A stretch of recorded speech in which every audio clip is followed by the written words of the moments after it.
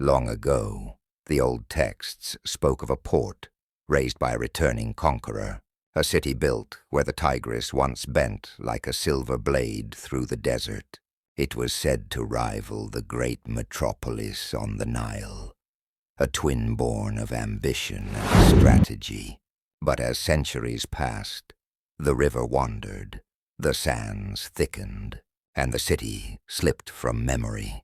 Scholars searched, travelers guessed, and storytellers kept its name alive. But the land held its silence. Then from the sky, the truth began to surface. Strange lines appeared in the earth, too straight, too measured to be the work of wind or time. Patterns emerged, like the faint outline of a buried map. When explorers walked the ground, they found the ghost of a city beneath their feet, waiting for someone patient enough to see it. The lost port had been hiding at the foot of Jebel Kayaber, preserved in dust and shadow. What they uncovered was no forgotten outpost.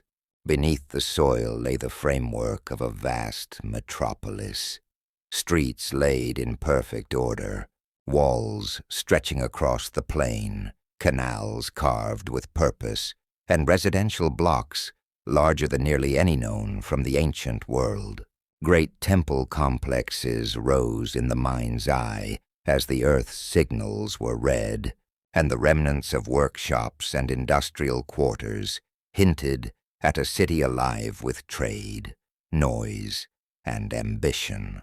It was, as the old stories claimed, a sister to the legendary city on the Nile.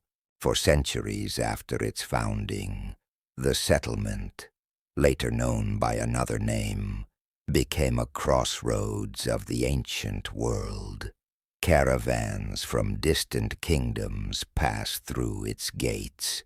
Ships carried goods along the river. Merchants, soldiers, and wanderers walked its streets, drawn by opportunity and the promise of connection. But no city can defy a river forever. Slowly, the Tigris shifted its course, turning away from the port that depended on its waters. Trade faded, homes emptied, and the city sank into silence. Yet the land remembered, and when the time was right, it whispered its story back into the world.